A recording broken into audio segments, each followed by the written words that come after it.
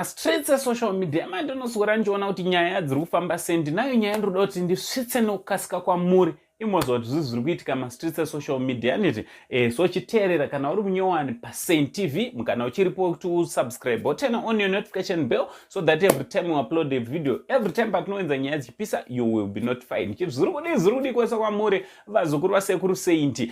So nyaya yandauya nayo inyaya isinganyanyofadza vazukuru, inyaya yetsaona iyo yakaita kuti vanhu varasikirwe neupenyu handiti yakaitika muna Masvingo ToporaRd handiti hanzi pa 43 km peg. So nyaya yakaitika ndeyekuti hanzi pana vakomana vakatorawo motikari yemubereko vapindawo munzira handiti vachicelebratawo new year vaisvika 11 handiti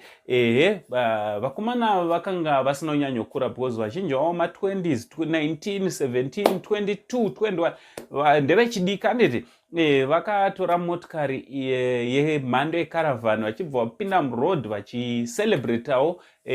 goredzva handiti but hazvina kupera zvakanaka nekuti vakabva vaita tsaona 6 vavo vakabva vafira pasport, 1 achibva anofira kuchipatara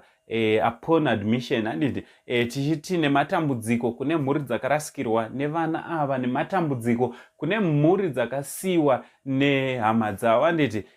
dai Mwari akunyaradzai panguva dzakadai. Also tichiti may their souls rest in eternal peace handiti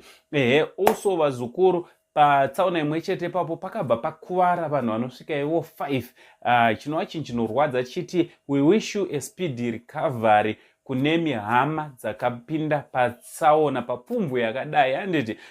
vazukuru tichida kukurudzirana kuti ngatityaire zvakanaka, ngatifambe zvakanaka mumigwagwa handiti migwagwa haisi yedu though zvedu sometimes dzimwe tsaona dzinotiwira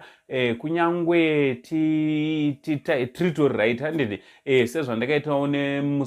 muzuva rekupedzisira relast year ndakanga ndiri muna Beatrice Masvingo Road ndatarisa neBeatrice pane trakiora ndaiva kumashure kwaro ndakuda unovateka rakabva rabuditsa mapuranga akatanga kudonha akasvika paakawira pascreen, pafront screen handiti itsaona zvinowanikwa zvikuru, itsaona zvekutoti pamwe dai tiri kutotaura dzimwe nyaya dai kwakuchinzi ndakapanika pandaityaire papo handiti